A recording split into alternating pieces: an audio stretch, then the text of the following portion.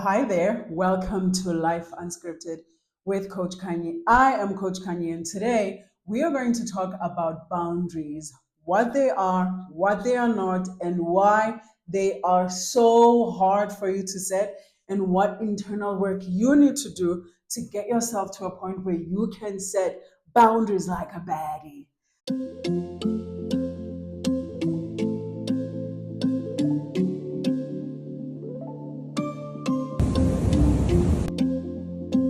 Good afternoon, wherever you are. Good morning, good evening. I don't know where you live, where you're watching. So, whatever it is, wherever you're watching, good that today we are just keeping it easy. We are just sipping on some water and just having a conversation around boundaries.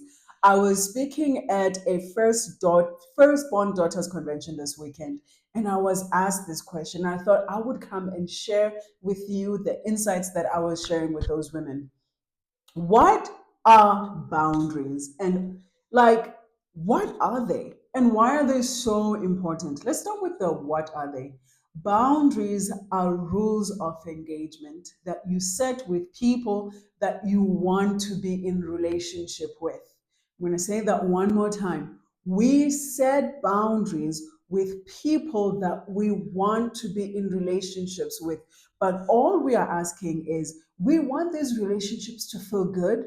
We want them to feel healthy. We want them to feel like safe spaces for us. So, because that's how we want them, we are going to set some rules of engagement. Boundaries are not about controlling other people.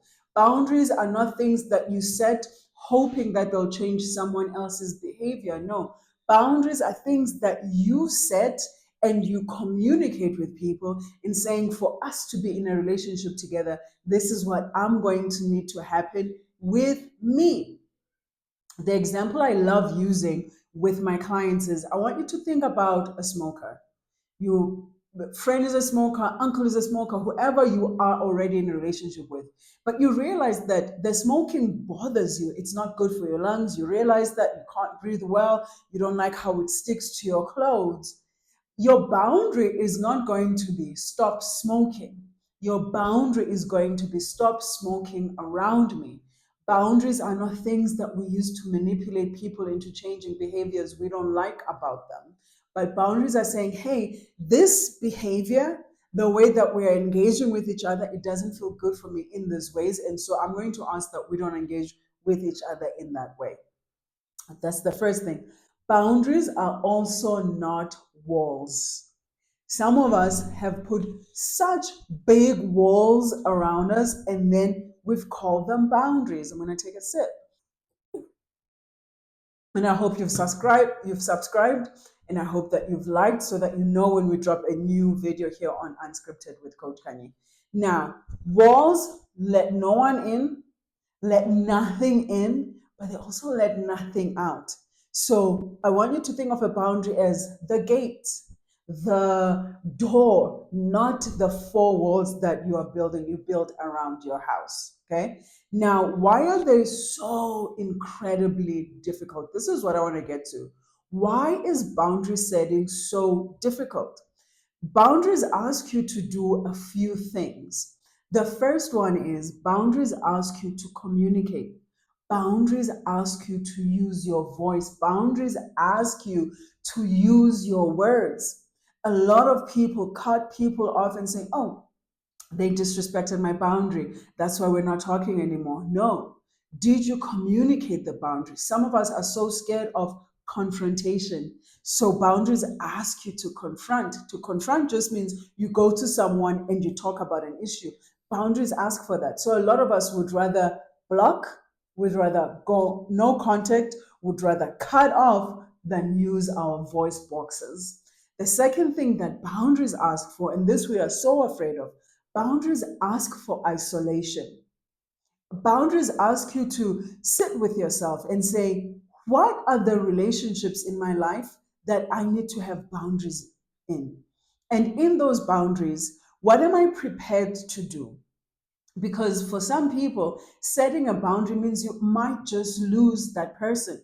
You might just lose that relationships. You might just be rejected. People might just say, we don't like this version of you that sets boundaries. We don't like this version of you that says no. We don't like this version of you that chooses themselves. And because we don't like this version of you, we are going to leave you. And so the threat for a lot of people is that boundaries are going to have you isolate. And then in that isolation, you are going to have to sort of see where you fit in those relationships. You're going to have to make decisions about how you want to engage with people that disrespect your boundaries. The third thing is boundaries ask you to trust yourself. A lot of us struggle with self trust. Do I trust that what I am feeling in this relationship is true? Because let's be honest, a lot of us grew up in homes where we were gaslit. We still get gaslit as adults. You go to your mom and you say, hey, there's an experience I had in my childhood that didn't feel good. And your mom says, no, it wasn't so bad. You get into romantic relationships where your partners gaslight you into saying, you're being too much. That wasn't so bad. So you're going to have to sit with trusting yourself, trusting that the thing that I feel about this relationship is really, really true. And self trust needs its own video because self trust is going to ask you also to do a few things. And the last thing about boundaries is it's going to have you deal with that guilt. You know what I'm talking about. That guilt when you say no, that guilt that you've disappointed someone. For a lot of you, some of the boundaries have to do with financial boundaries that you have to set with your family, where you're going to have to say no to the things you've been doing. And now you realize that the things I've been doing are holding me back from reaching my own dreams. I'm doing too much for others and nothing for myself. Maybe I need to balance the scale a little bit. So your boundaries are going to come with saying no to things that you used to say yes to.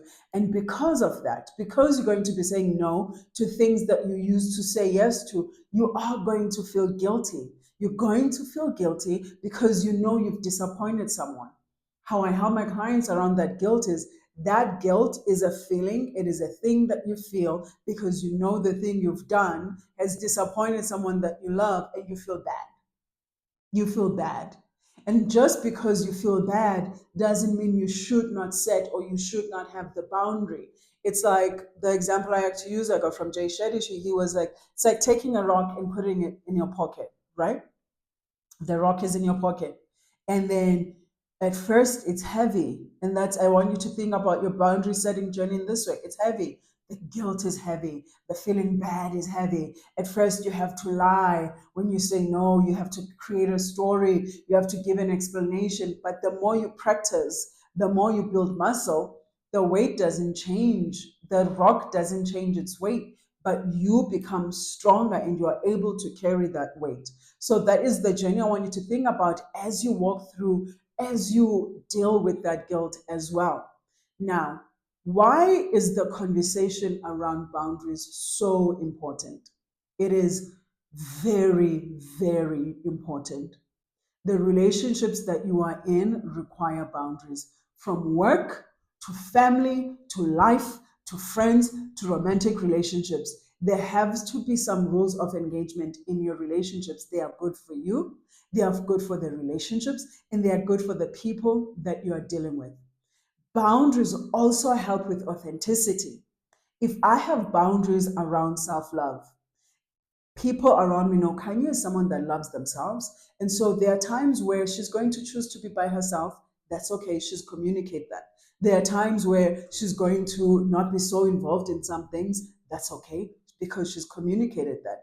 Boundaries help you stay connected to your authenticity, to how you want to show up for others and how you want others to show up for yourself. Number one. Number two, the things you want to achieve in your life, the things that you want to create with your life, they need you to have boundaries. If, like me, you want to write a book, this is my book, you belong here. When I was writing this book, I had to have some boundaries. But what was most importantly when I was writing this book, I had to have some boundaries with myself. I had to choose 2 days in a week that it was non negotiable, that I will be sitting down for a few hours and I will be writing my book.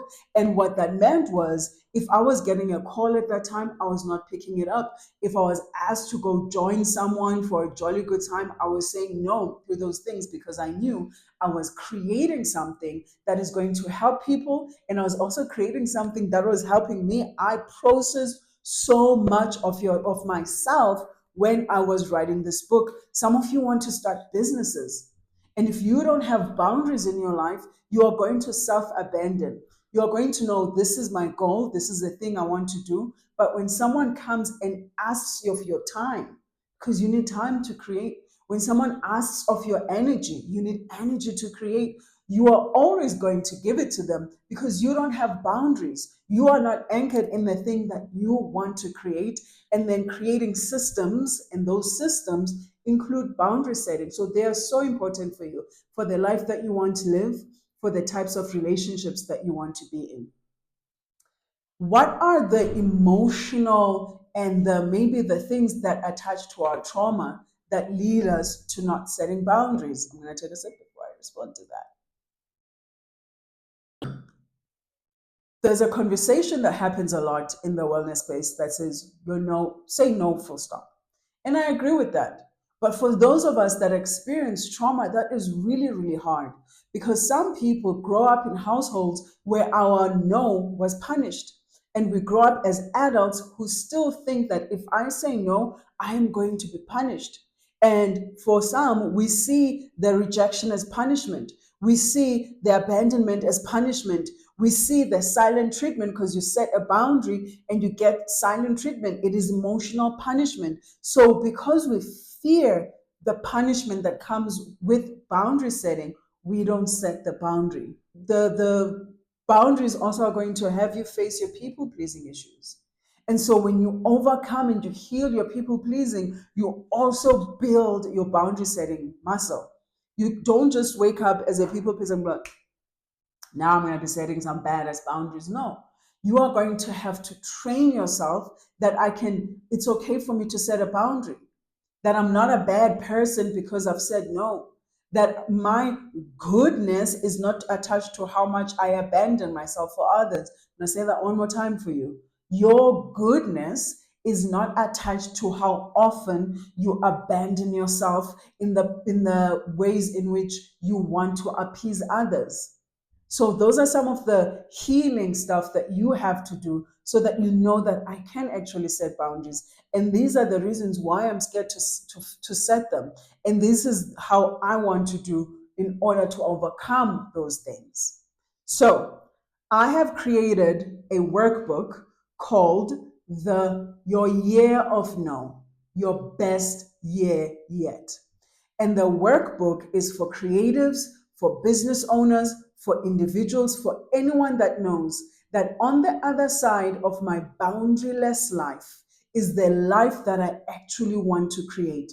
And that workbook is full of teachings on boundaries, the psychology around boundaries, the things that you have to work on yourself. It's got journaling prompts, it's got challenges, it's asking you to, okay, this week you're going to go and set a boundary. So, and it's called Your Year of No, Your Best Year Yet, how to set boundaries that will support the life that you want to live. And I'm going to link that right here in the description, and you can download it, share it with anyone else that you think needs to see it.